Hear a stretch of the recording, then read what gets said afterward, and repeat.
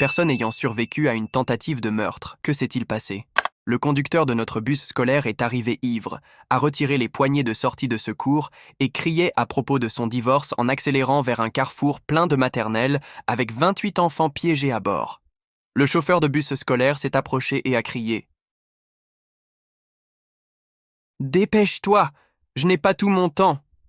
Il traînait les mots et ne pouvait même pas tenir debout. Mais voici la chose à propos de Monsieur Stone. Il conduisait depuis 10 ans, donc tout le monde lui faisait confiance et est monté dans le bus. Ce n'est que 10 minutes après le début du trajet, quand il a heurté un écureuil, que j'ai finalement commencé à m'inquiéter.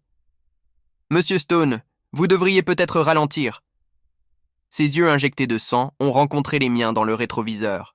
« Tu essaies de me faire virer, gamin ?» C'est à ce moment-là qu'il a mis le chauffage à fond en septembre, pendant une putain de tempête. Les fenêtres se sont instantanément embuées et nous pouvions à peine voir dehors.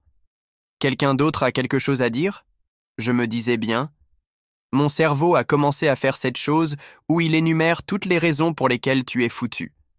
Nous étions sur une route de campagne au milieu de nulle part. La tempête avait détruit les tours de téléphonie cellulaire. Juste ma chance. J'ai essayé la sortie de secours. J'ai poussé la barre. Rien. J'ai essayé la sortie de secours à l'arrière. Toujours rien. Derek, un gamin qui passait tout le trajet à faire des bruits d'aisselle, a signalé ce que nous avions tous manqué.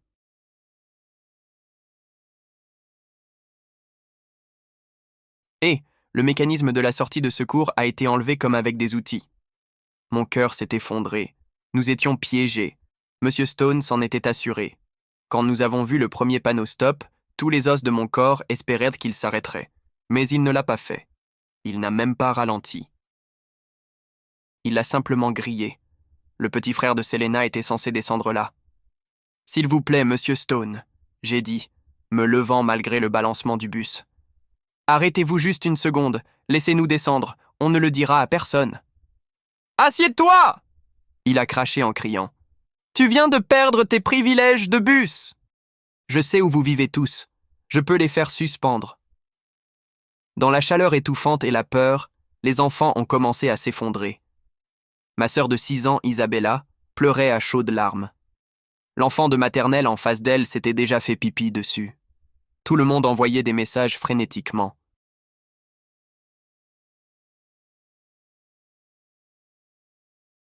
Mais rien ne s'envoyait. Juste des roues qui tournent et messages non envoyés. Alors Blake, le tyran de l'école que tout le monde détestait, s'est levé à côté de moi. « Mec, arrête juste le bus !» Monsieur Stone a ri. Pas un rire normal non plus. Plus un gargouillement.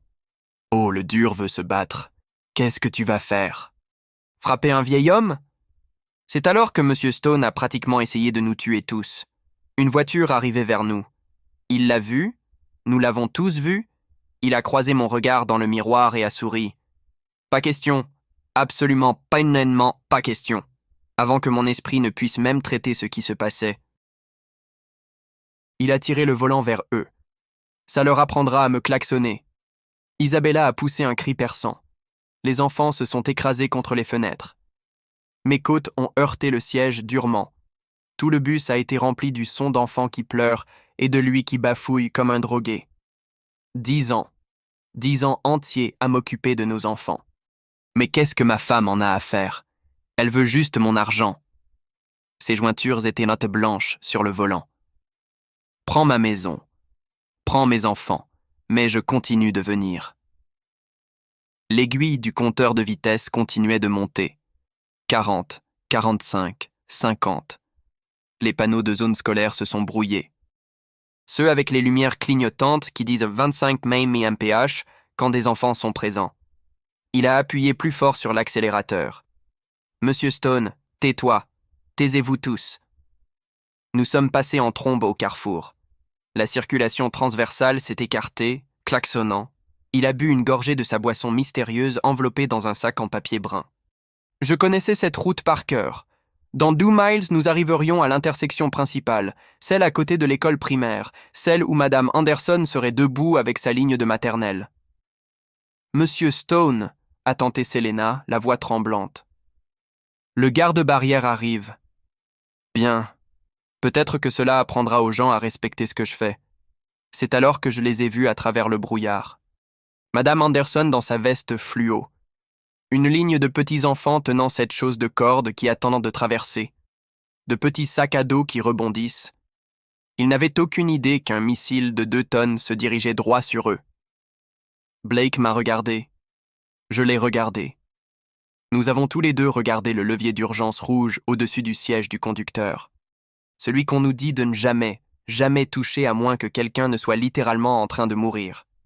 Oui. Eh bien. Je me suis jeté vers lui. Monsieur Stone m'a vu arriver, a essayé de m'attraper, mais Blake, le grand tyran Blake, l'a tiré en arrière durement. Ma main s'est refermée autour du levier et j'ai tiré de toutes mes forces. Les freins ont grincé. Nous avons tous été projetés vers l'avant. Ma tête a heurté quelque chose de métallique et j'ai goûté le sang. Mais nous nous sommes arrêtés. À 10 pieds du carrefour, 10 pieds de ces petits sacs à dos de dinosaures. Les portes se sont ouvertes avec un sifflement. C'est ce que fait le levier d'urgence. Il ouvre tout. Les enfants se sont précipités. Monsieur Stone a essayé de les attraper, criant à propos de conspiration et de morveux ingrats. Blake l'a filmé trébuchant dans le bus vide, criant à des fantômes. Monsieur Stone était toujours sur son siège quand la police est arrivée, insistant sur le fait que nous avions tout manigancé pour le faire virer. Ils ont trouvé 3 bouteilles vides sous son siège. De la vodka. Son taux d'alcoolémie était le double de la limite légale. Mais voici la partie qui m'a brisé. Ce qu'on nous a dit une semaine plus tard, après que nos parents nous ont finalement laissé remonter dans le bus. Donc, c'est ce que personne ne nous a dit avant une semaine plus tard. Notre chauffeur de bus avait été signalé pour avoir bu 3 fois avant qu'il ne nous tue presque. 3 parents différents se sont plaints de sentir de l'alcool sur lui et le district a enterré chaque rapport. Le policier qui m'a interrogé, il a laissé échapper. « Vous n'êtes pas les premiers à avoir remarqué, a-t-il dit, feuilletant ses notes. Juste les premiers qu'il n'a pas pu cacher. Je suis assis en cours de maths 2 jours plus tard, quand Caden Harmon se penche. Eh, mon père boit avec Monsieur Stone chez Murphy's tous les vendredis. Il chuchote, mais tout le monde peut l'entendre. Il dit que le gars a reçu les papiers de divorce ce matin-là. Juste avant de venir nous chercher, ça me retourne l'estomac. Alors, nous n'étions que quoi ? Des dommages collatéraux dans sa crise de la quarantaine. La directrice convoque une grande assemblée le lendemain matin. Madame Peterson se tient au podium avec son faux visage d'inquiétude. « Étudiants, je veux aborder l'incident. » Monsieur Stone a eu un épisode médical. Blake se lève au milieu de son discours. « Épisode médical ?» Il sort son téléphone et monte le volume. Tout l'auditorium est rempli de la voix de Monsieur Stone. « Prends ma maison, prends mes enfants. » Mais je continue de venir. Le visage de Madame Peterson devient blanc. « Blake, assieds-toi immédiatement. » « Non. » Il continue de jouer la vidéo. On peut entendre les enfants pleurer, le moteur qui rugit, lui qui crie à propos de sa femme. C'est ça que vous appelez un épisode médical ? Les enseignants se jettent sur lui, mais il l'a déjà envoyé à la moitié de l'école. Pour le déjeuner, tout le monde l'a vu. Cette nuit-là, Isabella se réveille en hurlant à nouveau. 3e fois cette semaine. Elle est convaincue que le bus va traverser le mur de sa chambre. Le monstre jaune est là, il va attraper les bébés. Il n'y a pas de bus, Bella, tu es en sécurité. Mais elle ne me lâche pas pendant 2 heures.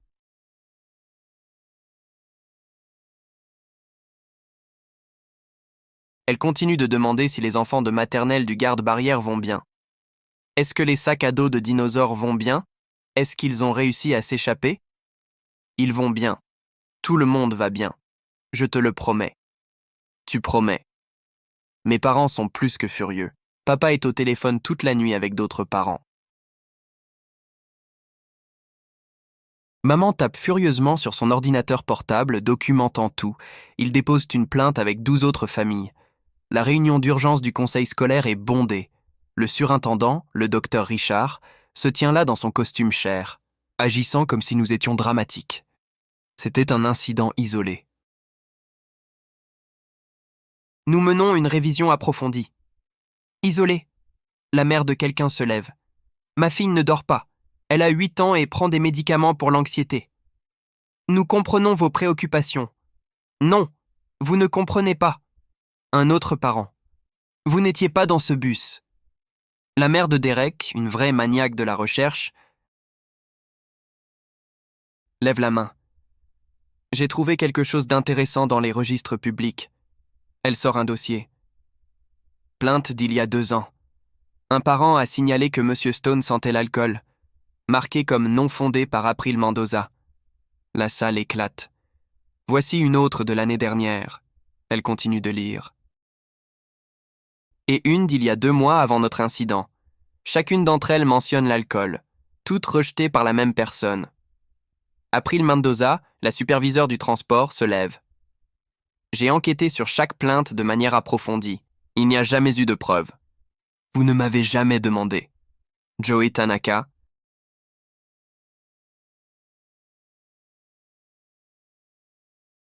Le mécanicien du bus se lève à l'arrière.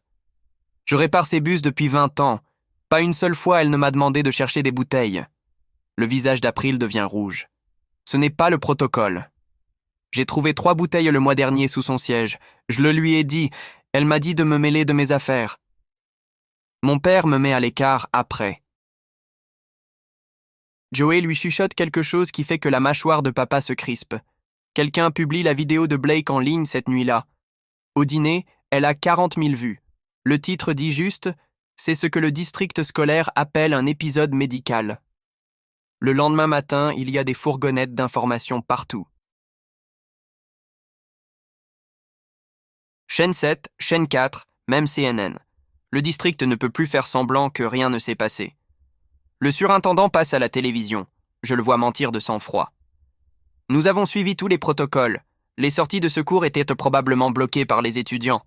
Blake me texte un gros plan de sa vidéo. On peut voir des marques d'outils, là où quelqu'un a retiré les poignets.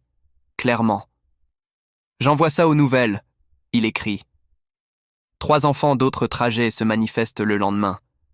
La mère de Sarah Chen a des images de la dashcam de M. Stone, grillant un feu rouge avec un bus plein 2 semaines avant le nôtre. Un autre enfant dit qu'il a dévié dans la circulation venant en sens inverse le mois dernier. Nous n'étions pas spéciaux, dit Derek au déjeuner. Nous étions juste la fois où il s'est fait prendre. Isabella commence à suivre une thérapie, mais ne parle pas. Elle ne fait que dessiner. Dessin après dessin d'un monstre jaune aux yeux rouges qui mange des bonhommes allumettes. Le thérapeute dit à maman que c'est normal, mais je vois maman pleurer dans la cuisine en les regardant. Elle dessinait des arcs-en-ciel, murmure maman à papa. Maintenant, c'est juste ça. Nous recevons tous des lettres de l'avocat du district, avec un papier à en-tête officiel, un langage menaçant sur la diffusion d'informations non vérifiées et de possibles conséquences légales. Maman rit. En fait, elle rit. Il se soucie plus d'être poursuivi que de la sécurité des enfants. On devrait l'encadrer. Papa dit « preuve de ce qui leur importe vraiment ». Quelque chose ne va pas dans la façon dont le district continue de mentionner les protocoles alors que 3 parents différents ont signalé M.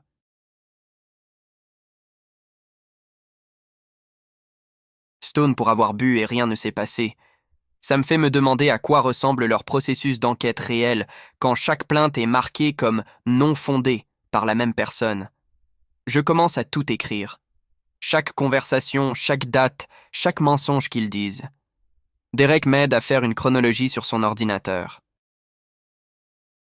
Nous réalisons que M. Stone s'était aggravé toute la semaine. Le lundi, il a grillé 3 arrêts. Le mardi, il a pris un mauvais virage et a crié sur un enfant qui le lui a signalé. Le mercredi, il est arrivé 20 minutes en retard. Ça s'accumulait, dit Derek, comme une bombe. Meredith réunit tous les parents à la bibliothèque. Elle est parajuriste et sait comment demander des documents. Nous avons besoin de preuves avant qu'ils ne les détruisent. J'ai déjà déposé des demandes de FOIA pour tous les emails mentionnant M. Stone des 3 dernières années. Peuvent-ils juste les ignorer ? Demande quelqu'un. Ils peuvent essayer.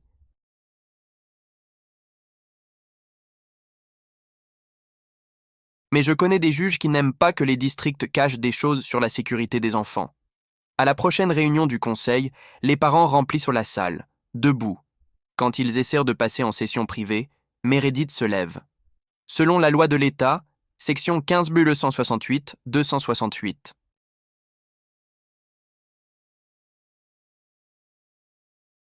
Les discussions sur la sécurité des étudiants doivent être tenues en session ouverte, à moins qu'elles n'impliquent des dossiers médicaux spécifiques. Elle lit depuis son téléphone. Vous ne pouvez pas cacher ça. Le docteur Richard a l'air de vouloir l'étrangler. Nous suivons les conseils juridiques. Vos conseils juridiques sont faux. J'ai l'avis du procureur général ici même. Ils restent en session ouverte, mais ne disent rien d'utile. Juste une soupe de mots bureaucratiques sur les procédures et les enquêtes. La directrice m'appelle dans son bureau le lundi suivant, puis Blake, puis Derek, puis Sarah, un par un. Je veux juste m'assurer que nous avons l'histoire claire, dit-elle quand c'est mon tour. Parfois, quand nous avons peur, nous pourrions mal nous souvenir des choses. Je me souviens de tout parfaitement. Tu es sûr ? Parce que M. Stone dit que vous, les enfants, étiez perturbateurs. C'est peut-être pour ça qu'il avait l'air agité. Il était ivre. C'est une accusation très grave. Ce n'est pas une accusation. C'est un fait. 3 bouteilles de vodka. Elle se penche en avant. Parfois, ce qui semble être une chose peut en fait être une autre. Peut-être qu'il passait juste une mauvaise journée. Vous essayez de me faire changer mon histoire ? Je m'assure juste que tu te souviens correctement. Blake a enregistré toute sa conversation. Son père, Bradley Kang, lui a dit de tout enregistrer après cette lettre de menace. Heureusement aussi, parce qu'elle a essentiellement essayé de le faire dire que nous exagérions. Elle n'arrêtait pas de dire « Tu es sûr ?» et « Tu as peut-être mal compris ?» Blake nous le raconte au déjeuner environ 50 fois.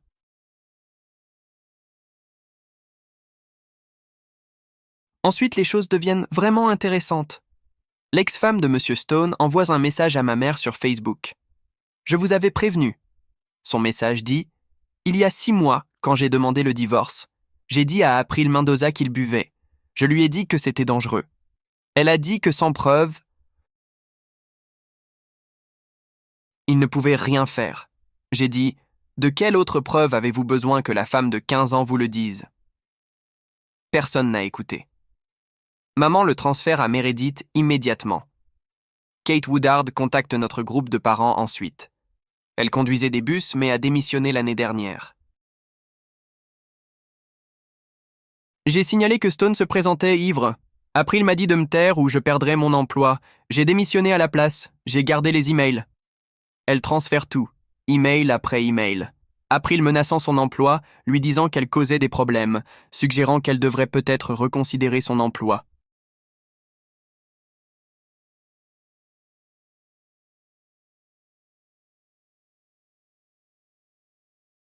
Le district annonce une révision interne, mais ne permet à aucun parent ou étudiant d'être dans le comité. Pour votre propre protection, disent-ils. Protection contre quoi ? Demande papa au dîner. La vérité. Isabella a une crise de panique à l'école parce qu'elle voit un crayon jaune. Un crayon. C'est... L'enseignante appelle maman et nous passons l'après-midi à l'hôpital pour qu'on lui donne des médicaments pour l'anxiété. Elle a 6 ans. Maman n'arrête pas de dire au médecin.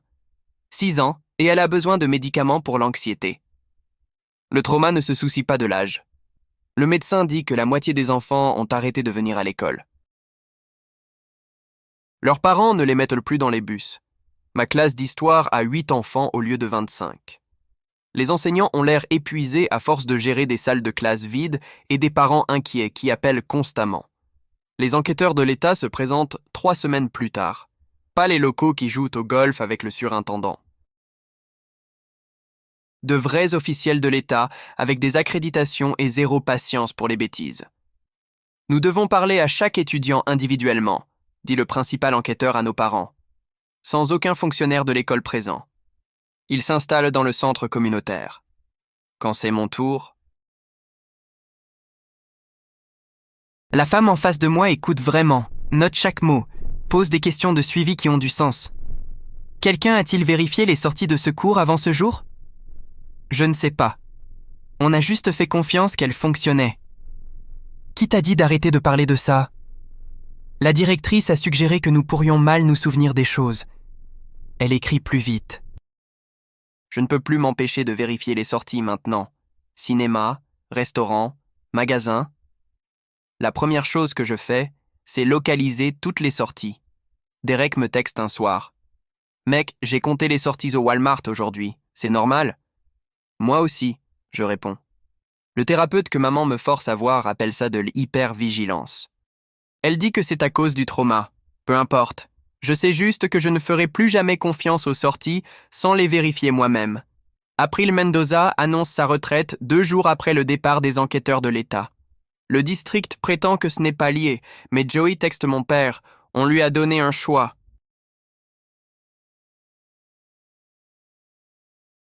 Démissionner ou être viré. Elle a pris la pension. Puis quelqu'un a fait fuiter des emails à la chaîne 7. Le surintendant dit à April de gérer la situation tranquillement après la 2e plainte à propos de M. Stone. Il a su tout le temps. Il a su. Nous devons engager un avocat. Meredith dit au groupe de parents. Un recours collectif. 23 familles cotisent en de l'argent. La réponse du district. Ils annulent tous les voyages scolaires pour le reste de l'année. La raison officielle est des dépenses juridiques inattendues. Ils punissent les enfants parce que nous avons parlé. Maman dit que Blake se présente à l'école avec un t-shirt fait maison. J'ai survécu au bus 47. La directrice le suspend pour avoir perturbé l'environnement d'apprentissage. Bradley Kang est au bureau en 1 heure. Vous suspendez mon fils pour avoir porté un t-shirt sur le fait d'avoir survécu à une tentative d'homicide véhiculaire pendant qu'il était sous votre garde. Blake retourne à l'école 2 jours plus tard.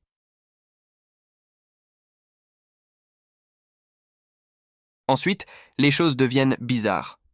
La famille Guyan se retire de la plainte soudainement. Aucune explication, mais leur père travaille pour la ville et quelqu'un a définitivement menacé son emploi. Joey est viré ensuite. 20 ans de réparation de bus disparaissent pour des problèmes de performance qui sont mystérieusement apparus juste après qu'il a accepté de témoigner sur les sorties trafiquées. Il nous élimine, dit papa au dîner, en faisant un exemple. Il a raison. Les parents de Derek lui font arrêter d'en parler après que son assurance a doublé de manière aléatoire. Son père a besoin de contrats de la ville pour son entreprise de construction. Il ne peut pas se permettre de se faire des ennemis. 2 semaines plus tard, papa perd son emploi à l'entrepôt. Officiellement, c'est une réduction des effectifs, mais le frère du propriétaire est au conseil scolaire. Papa a été le plus bruyant lors de ces réunions. « Ça ira, me dit-il, mais je le vois debout à 3 heures du matin à postuler pour des emplois en ligne. » Isabella Empire. Beaucoup plus. Elle arrête de manger parce qu'elle a peur de vomir comme les enfants dans le bus. Elle ne dort pas à cause des cauchemars. Maman la trouve cachée dans le placard à 2 heures du matin. Convaincue qu'elle entend le bus qui arrive. L'hôpital l'admet pour défaut de croissance.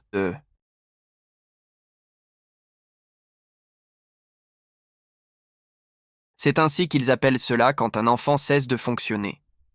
Le psychiatre dit qu'elle a un TSPT, comme le vrai TSPT que les soldats ont. Elle a 6 ans. Maman n'arrête pas de dire.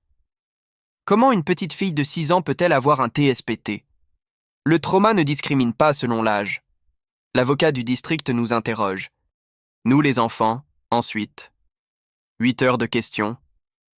Les mêmes questions encore et encore, essayant de nous faire trébucher.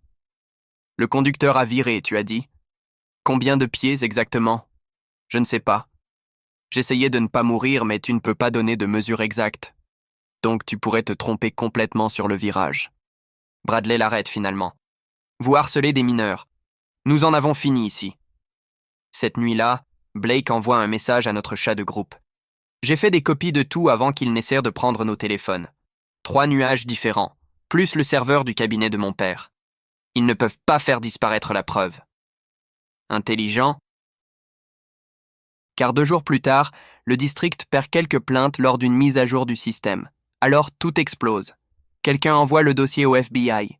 Preuve de pot de vin entre le service de transport et l'entrepreneur en bus. Soudain, le départ à la retraite d'April a un sens parfait. Isabella parle enfin en thérapie. Maman me raconte plus tard ce qu'elle a dit. Je pensais que j'allais mourir et ne plus jamais revoir mon frère. Est-ce que le méchant va revenir? Le thérapeute doit expliquer que M. Stone est en prison, mais Isabella ne le croit pas. Elle demande toujours des preuves. Blake me montre son système de sauvegarde un jour.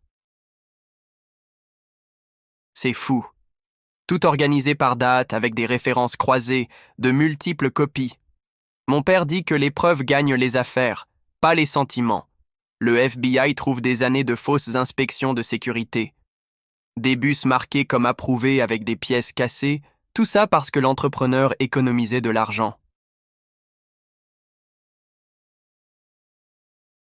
Il partageait les économies avec April. L'État dépose des accusations criminelles contre le surintendant. April, 2 membres du conseil d'administration. Monsieur Stone reçoit 28 chefs d'accusation, un pour chaque enfant dans le bus. Nous regardons par la fenêtre de notre salle de classe les policiers emmener le surintendant menotté. Quelqu'un commence à applaudir. Bientôt, tout le monde le fait. L'enquête trouve 32 000 $ en paiement à la société de conseil du mari d'April de la part de l'entrepreneur en bus. Tout le service de transport était corrompu. La sentence de M. Stone approche. Il accepte un accord de plaidoyer pour 5 ans.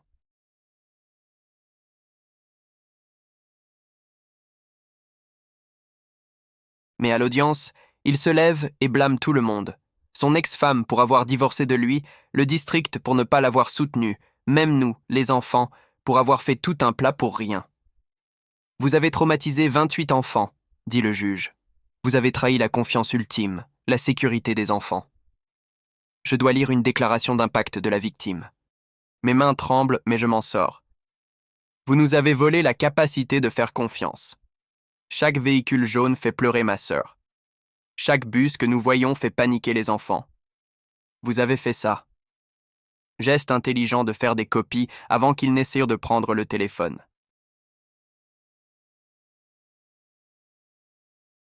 Rien ne dit « nous sommes totalement innocents », comme le fait d'essayer de supprimer des preuves d'enfants qui ont failli mourir sous votre supervision. La compagnie d'assurance du district les force à s'installer. Ce n'est pas une question d'argent. Nous voulons juste qu'ils admettent ce qu'ils ont fait. Qu'ils disent à voix haute qu'ils savaient et n'ont rien fait. L'affaire crée de nouvelles règles d'État. Des vérifications de sorties quotidiennes, des tests de conducteurs aléatoires obligatoires, et les plaintes vont directement à des enquêteurs externes. On l'appelle maintenant la loi d'Isabella, d'après ma sœur. Puisqu'elle était la plus jeune victime. Isabella s'améliore lentement.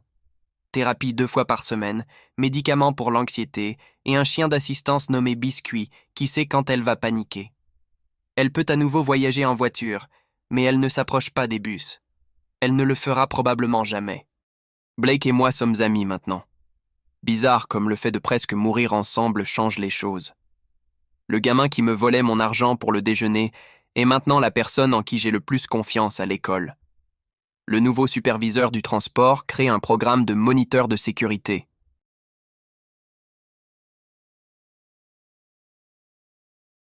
Deux enfants dans chaque bus ont des numéros de téléphone direct à appeler si quelque chose ne va pas, sans passer par l'école d'abord. Derek et moi nous portons volontaires immédiatement. Lors de la sentence finale de M. Stone, le juge nous laisse parler. Je lui parle des dessins d'Isabella, des enfants qui ne peuvent toujours pas dormir. Des parents qui ont quitté leur emploi pour conduire leurs enfants à l'école. Ces enfants étaient des héros. Le juge dit qu'ils ont sauvé des vies ce jour-là et ont sauvé des vies futures en s'exprimant. 6 mois passent. Nous sommes différents, mais nous avons survécu. Plus prudents, moins confiants. Mais nous nous en sommes sortis ensemble. Le premier jour de la nouvelle année scolaire arrive. Je conduis Isabella à sa nouvelle école. Elle refuse catégoriquement de prendre le bus et personne ne la blâme. « Tu vas t'en sortir ?» me demande-t-elle à l'entrée. « Oui, Bella, je vais m'en sortir. »« Promets-tu que tu vérifieras les sorties ?»« Je te le promets. » Elle me serre dans ses bras plus fort avant de courir vers sa classe. Notre nouveau chauffeur de bus nous attend à l'arrêt. Madame Chen nous montre son dossier de conduite vierge, démontre que toutes les sorties fonctionnent et pointe le nouveau bouton de panique qui appelle directement le 911. « Je sais que la confiance doit être gagnée, » dit-elle. « Je vais la gagner. » Isabella agite la main depuis la fenêtre de sa classe pendant que mon bus s'éloigne. Elle accepte que je voyage, même si elle ne le fera jamais elle-même. Je m'assois dans le même siège où tout s'est passé. Pas parce que je dois le faire, mais parce que je ne vais pas laisser la peur gagner. Mais oui, je vérifie les sorties. Je garde le numéro de Bradley. La confiance doit être gagnée maintenant.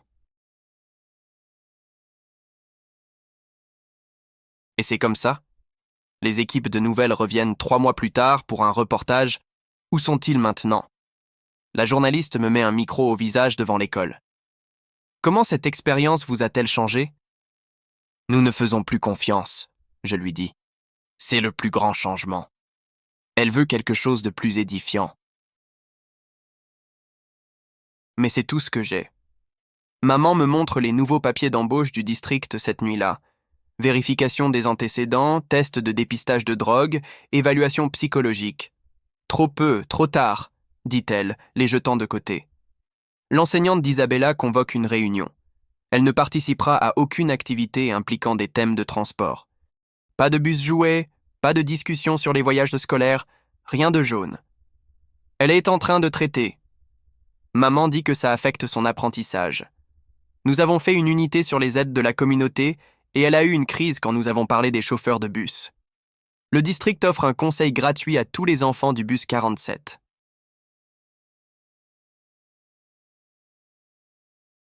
Seules 3 familles l'acceptent. Tous les autres ont trouvé leur propre thérapeute parce que personne ne fait confiance à ce que le district offre. Le père de Blake dépose une plainte civile distincte du groupe. Les accusations criminelles ne suffisent pas, Bradley dit à mes parents. Ils doivent payer des dommages et intérêts. Le processus de découverte déterre plus de saleté. Il s'avère que le mari d'April possédait une partie de la société de l'entrepreneur en bus. Conflit d'intérêts qu'ils n'ont jamais divulgué. « Jusqu'où ça va ?» demande papa au dîner. « Jusqu'au fond », dit maman. Derek me texte enfin après des semaines de silence. Mes parents me font changer d'école. Ils pensent que la distance m'aidera à oublier. Ça marche? J'en doute. Mais c'est plus facile que tout le monde sache. 2 membres du conseil d'administration démissionnent pour passer plus de temps avec leur famille. Le 3e engage un avocat et cesse d'assister aux réunions. La communauté exige des destitutions, mais le processus prend une éternité. Isabella me demande un soir, « Pourquoi les adultes ne nous ont-ils pas protégés? Ils étaient censés le faire, mais ils ne l'ont pas fait. » Non, ils ne l'ont pas fait. Elle y réfléchit. Alors, nous devons nous protéger nous-mêmes. Oui, Bella, nous le devons. L'État envoie des superviseurs pour surveiller notre district pendant 1 an. Ils trouvent des problèmes dans tous les services. Entretien, services alimentaires, administration, tout le système était pourri. Blake lance une chaîne YouTube documentant tout. Il obtient des milliers d'abonnés. Le district essaie de la faire fermer, mais Bradley leur rappelle la liberté d'expression. Ils ont créé un activiste, Bradley dit à mon père, leur pire cauchemar. Joey Tanaka gagne son procès pour licenciement abusif. Le juge ordonne au district de le réembaucher avec un salaire rétroactif, plus des dommages et intérêts. Il prend l'argent mais refuse le travail. « Je ne travaillerai jamais pour des gens qui mettent des enfants en danger », dit-il aux nouvelles. Le nouveau surintendant qu'ils embauchent en démissionne après 2 mois. Il ne peut pas gérer l'examen minutieux, les protestations, les enquêtes constantes. L'État doit nommer quelqu'un. Le chien d'assistance d'Isabella, Biscuit, va partout avec elle maintenant. L'école a dû changer sa politique de non-animaux de compagnie. Certains parents se plaignent, mais maman les fait taire rapidement. Le confort de votre enfant est moins important que la santé mentale de ma fille, dit-elle à un parent qui se plaint d'allergie. On apprend que M. Stone va sortir plus tôt pour bonne conduite. 2 ans au lieu de 5. Le procureur appelle cela standard, mais nous savons que c'est faux. La bonne conduite en prison n'efface pas ce qu'il a fait à ses enfants, dit la juge qui l'a condamné aux nouvelles, mais elle ne peut pas changer la décision de la Commission des libérations conditionnelles. Blake organise une manifestation à l'audience de libération conditionnelle. 50 personnes se présentent.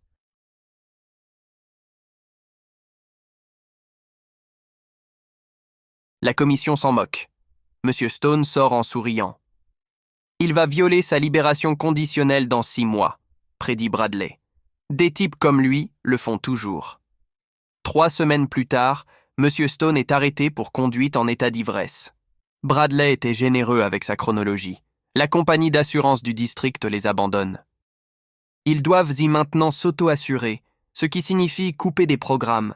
L'art, la musique, les sports, tout est parti pour payer la couverture de responsabilité. « Vous avez fait ça ?» un parent crie à maman lors d'une réunion de budget. « Non, » dit maman. « Le district a fait ça quand il a laissé un ivrogne conduire nos enfants. » Isabella commence le 1er grade dans une école privée. Nous ne pouvons pas nous le permettre, mais maman dit que nous nous en sortirons. Elle fait du covoiturage avec 3 autres familles qui ont également retiré leurs enfants. L'État adopte officiellement la loi d'Isabella. Rapports obligatoires directement aux fonctionnaires de l'État, pas aux employés du district. Test de dépistage de drogue aléatoire pour tous les chauffeurs. Bouton de panique sur chaque bus. Il ne devrait pas falloir presque tuer des enfants pour obtenir une sécurité de base, dit Meredith lors de la cérémonie de signature. Derek est parti maintenant. Sa famille a déménagé à 2 villes de là.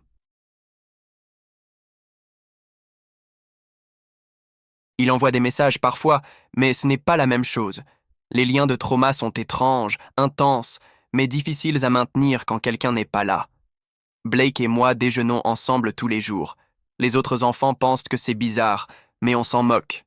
Il me montre sa dernière preuve vidéo des erreurs du district. J'ai trouvé des dossiers de maintenance. Ça dit qu'ils n'ont pas inspecté l'équipement de l'aire de jeu depuis 3 ans. Tu vas devenir avocat comme ton père? Nah, journaliste d'investigation. C'est plus amusant. L'enquête du FBI s'étend. Ils trouvent une corruption similaire dans 6 autres districts.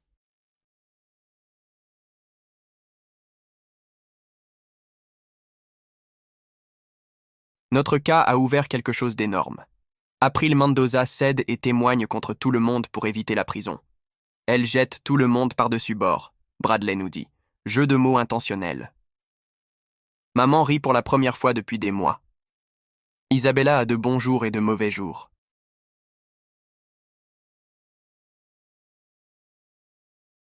Les bons jours, elle est presque son ancienne elle-même.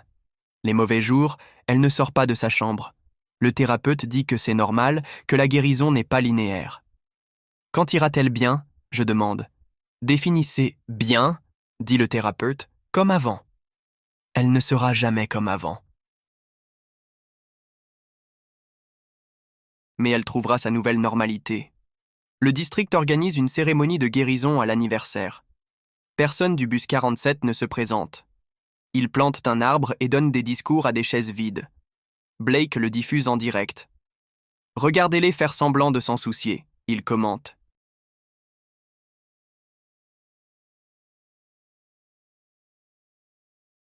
Où était cette énergie quand nous en avions besoin? Kate Woodard devient une avocate des dénonciateurs. Elle voyage en parlant de ce qui se passe quand les gens essaient de signaler des problèmes. Elle mentionne toujours notre bus. 28 enfants ont failli mourir parce que j'avais trop peur d'insister, dit-elle.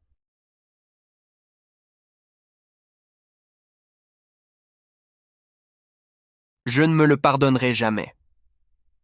Le surintendant et 2 membres du conseil d'administration acceptent des accords de plaidoyer, une mise à l'épreuve et des amendes. Pas de prison. Le juge dit qu'il n'y a pas assez de preuves pour des accusations plus lourdes. Pas assez de preuves. Papa jette le journal dans la pièce. Ils ont tout.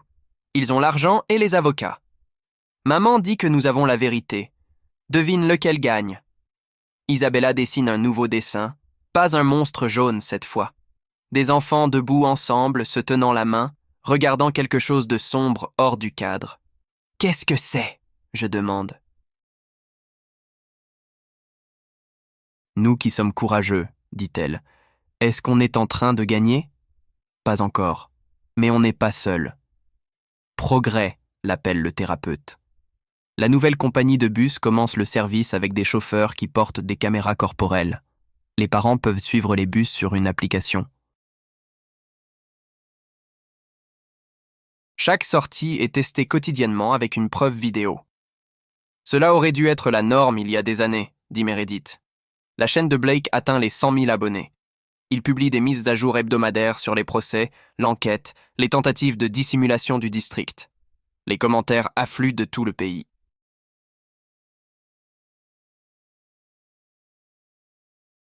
Des histoires similaires, des incidents étouffés, des enfants que personne n'a cru. On a commencé quelque chose, il me dit. Oui, mais à quel prix ? Il regarde Isabella jouer avec Biscuit. Trop élevé. Le procès civil commence le mois prochain. Bradley dit que nous avons une affaire solide. Mais il nous prévient que ça pourrait prendre des années. Le district va traîner les pieds, faire appel, se battre à chaque étape. Ils espèrent que nous abandonnerons, explique-t-il. Allons-nous abandonner ? Je demande à maman. Jamais. Isabella nous entend parler du procès. Je devrais encore parler du bus ? Peut-être. Je ne veux pas. Tu n'es pas obligée si tu n'es pas prête. Elle serre Biscuit plus fort. Je ne serai jamais prête. Monsieur Stone viole sa libération conditionnelle à nouveau. Bagarre de bar cette fois. Il retourne en prison pour la peine complète plus 2 ans. Ce que je trouve vraiment intéressant, c'est comment la nouvelle compagnie de bus utilise des caméras corporelles et des tests de sortie quotidiens avec une preuve vidéo. Des mesures de sécurité si intelligentes que je me demande pourquoi personne n'y a pensé avant que la loi d'Isabella ne le rende réel. Blake poste sa photo de prison avec la légende Karma. L'État prend le contrôle de notre district entièrement. Dissout le conseil d'administration. Licencie la moitié de l'administration. Les parents doivent maintenant se rendre à la capitale de l'État pour les réunions. Joey Tanaka lance sa propre compagnie de bus avec quelques autres chauffeurs qui ont démissionné. Transport sécurisé. Isabella voit ses bus en ville. Ils sont bleus, pas jaunes. Ce sont de bons bus, elle me dit. Il n'y a pas de monstres qui conduisent cela. Petite victoire. L'équipe du documentaire fait un suivi 6 mois plus tard. Ils nous interviewent tous séparément. Quand ils demandent à Isabella ce qu'elle a appris, elle dit quelque chose qui me brise. J'ai appris que parfois, les personnes qui sont censées te garder en sécurité sont les plus dangereuses. Elle a 7 ans. La preuve de Blake aide à condamner 3 autres fonctionnaires. La corruption a remonté jusqu'au niveau du comté. Entrepreneurs, inspecteurs, administrateurs, tous acceptant des pots de vin pendant que des enfants roulaient dans des pièges mortels. Combien d'autres districts sont comme ça ? Demande le réalisateur du documentaire. Tous, dit Blake. Ils n'ont juste pas encore été pris. Le film gagne des prix, ne change rien. Isabella a une crise de panique à la fête d'anniversaire d'un ami parce qu'ils ont loué un château gonflable jaune. Nous partons tôt, Biscuit collé à son côté, elle pleure que le monstre l'a trouvé.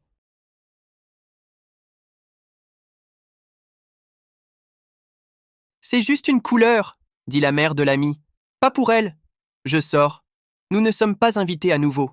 Le procès s'éternise. Déposition, motion, retard. Les avocats du district essaient toutes les astuces. Ils citent les dossiers de thérapie d'Isabella. Bradley se bat contre ça et gagne.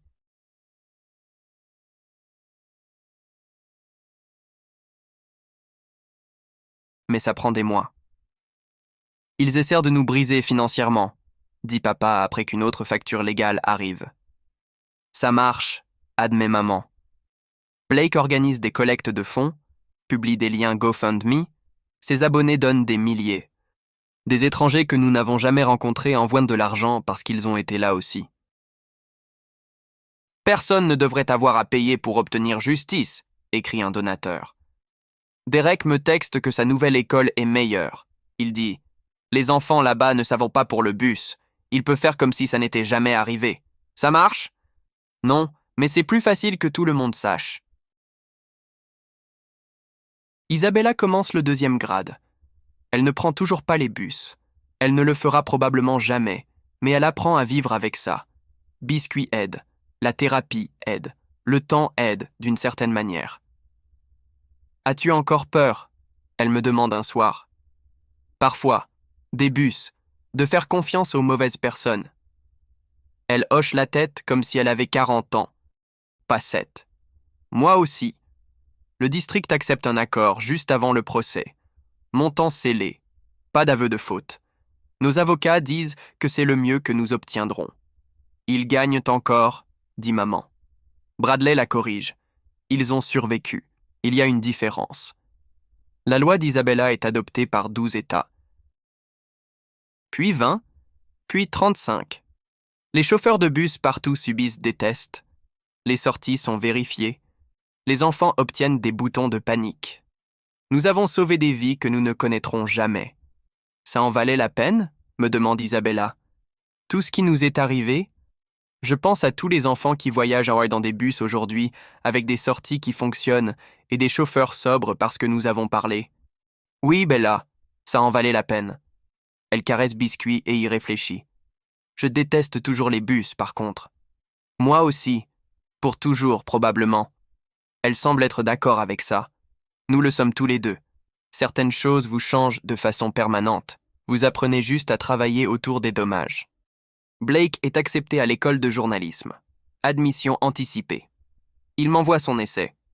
C'est à propos du bus 47, de dire la vérité au pouvoir, de protéger les personnes qui ne peuvent pas se protéger elles-mêmes. Tu vas changer le monde, je lui dis. On l'a déjà fait. Merci de m'avoir laissé me questionner avec toi. Ça a été amusant de tout se demander ensemble.